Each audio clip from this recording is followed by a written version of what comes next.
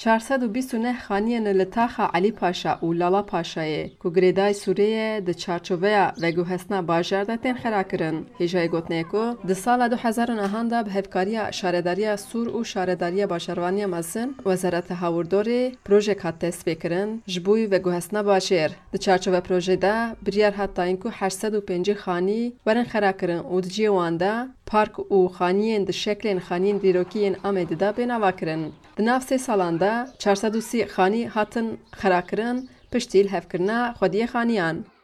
لی رونشتوان سوریه نرازوبین خوال همبر خرا کرنا خانیان نشاندان و آنین زمان که نتنه خانی خراد بند همان دمیده چاندکی جی دیوندا کرن. شارداریان پشت 3 سالان خوشبه پروژه و کشاند.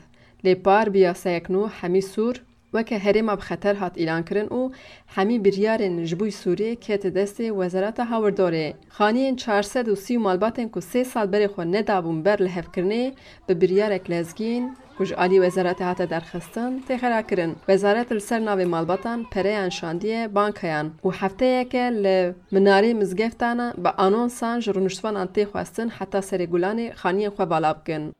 رونشتوان تاخی بر تک نشان دادن و نخواستن خانی خواه و تاخا خواه هر و هاجیان خواه بردن.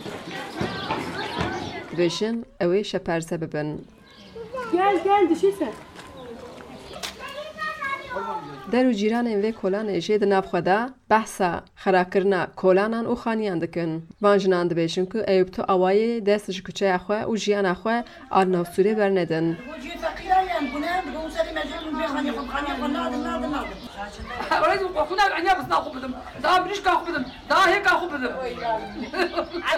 سایمجی بریا کجدنگ امریکای را با آخوه چیه سردان قای مقامیه او دبیشه در فتاوی تنه کوهارا جیکیش خواه خانی بگره.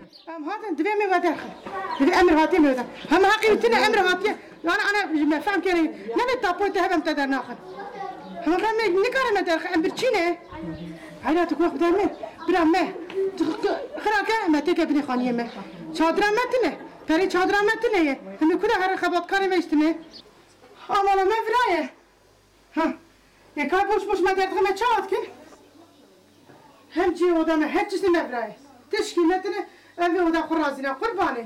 لگوری بریار وزارت حتی یکی گلانه دوی مالبات خانی انوالا بکن و پشتی که مالباتن خانی والا کرن همی خانی ورن خرا کرن دشون اوی داشی به پروژه یک خانی اندو ایورن چه کرن. خجی جان فارقین دنگ امریکا آمد.